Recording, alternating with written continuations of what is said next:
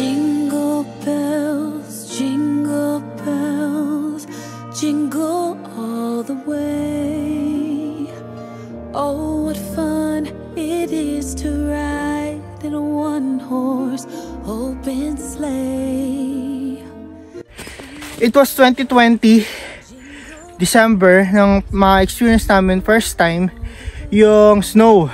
Ako, personally, super saya ko noon kasi akalain mo, na-experience ko pa yung snow sa ibang bansa. Sa ibang bansa, wala namang snow sa Pilipinas. Pero yun, saya lang. Lamig! We go, laughing all the way. Bells on bobtails ring, making spirits bright. What fun it is to ride and sing a sleighing song tonight. Oh, jingle bells, jingle all the way. Oh, what fun it is to ride in a one-horse open sleigh. Jingle bells, jingle all the way. Oh, what fun it is to ride in a one-horse open sleigh.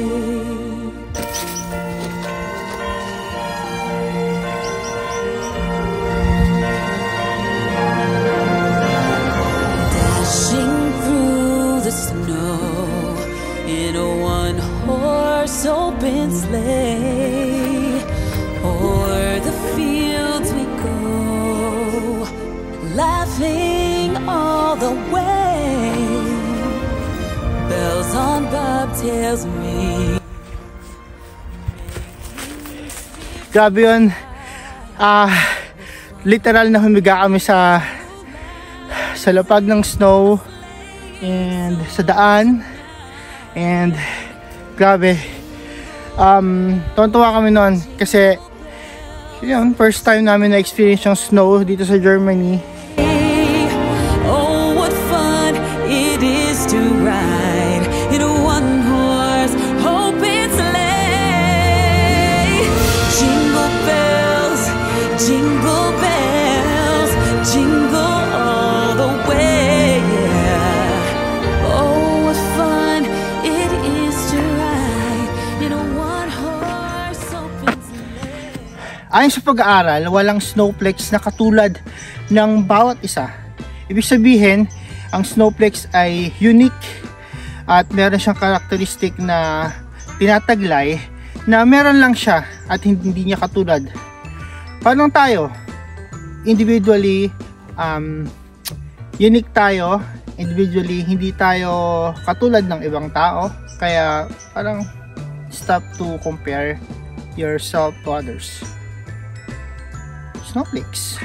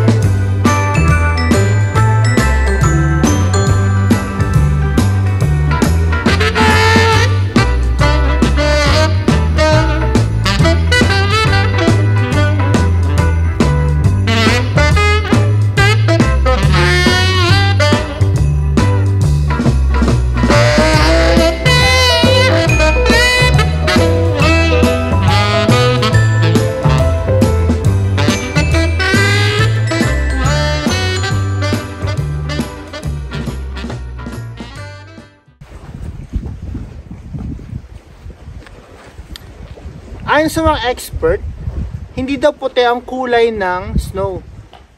Literally, ang snowflakes daw ay translucent.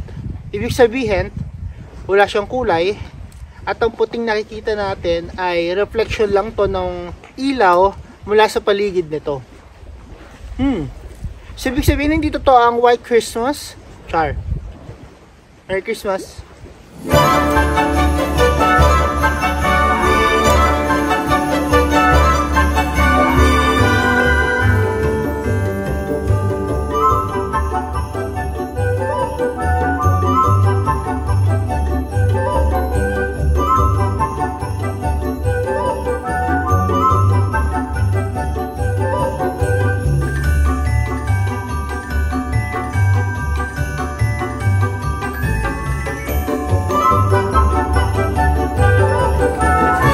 May iba't ibang kulay tayo ng interpretation ng kulay ng snowflakes. May mga snowflakes na, yun nga, puti, galing sa liwanag o kulay na meron sa paligid niya. Meron din namang mga snowflakes or mga snow na kulay pink dahil yun sa mga algae na nasa paligid niya din.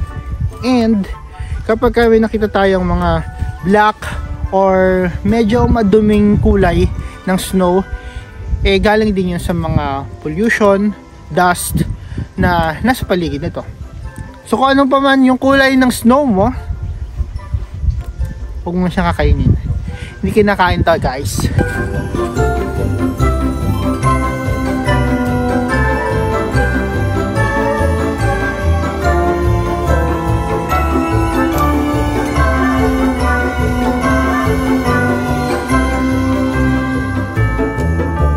Para masabi daw na White Christmas ang Christmas dito sa Germany, kailangan daw ma-experience ng mga tao every December 25 and 26 ang yellow or snow na may kapal na at least 1 cm.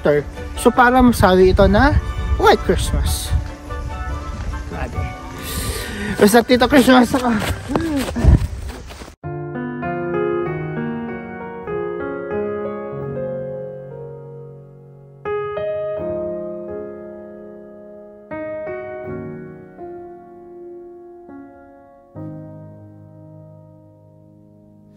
Oh, come, all ye faithful, joyful and triumphant. Oh, come ye to Bethlehem. Come and behold him, born the King of angels.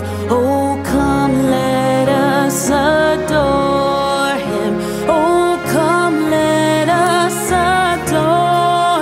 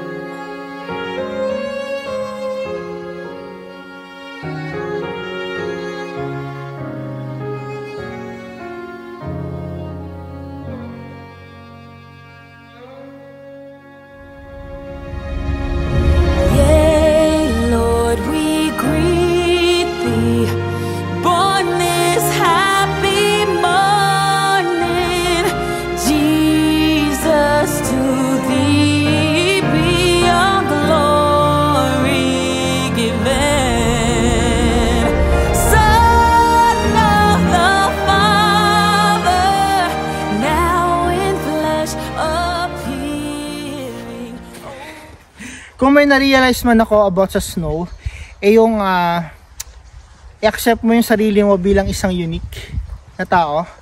Dahil lahat tayo ay may kanya-kanyang individuality na tinatawag, and we just have to accept it, na hindi ka pareho sa iba at hindi sila pareho sa'yo. May kanya-kanya tayong journey, katulad ng snow. Sabihin mo natin na may kulay puti siya, kulay pink, o kulay lumot man siya. Ikaw, iba man yung kulay mo, iba man yung pinapaniwalaan mo o nakaugalian mo,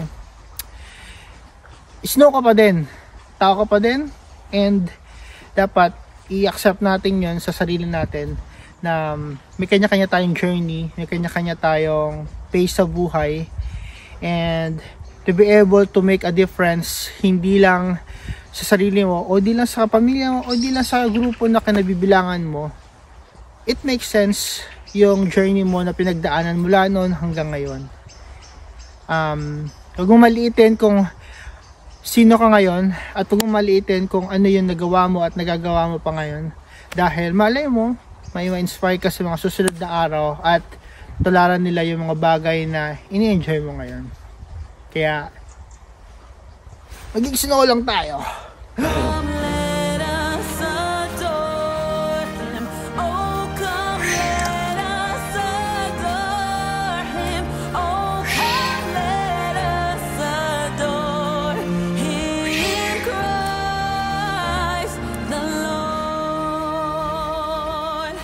Guys, thank you again sa lahat ng mga sumusuporta at laging nanonood ng videos natin. Merry Christmas and a Happy New Year. Advance. I sincerely thank you. I'm grateful sa lahat ng suporta ninyo. And see you on the next video.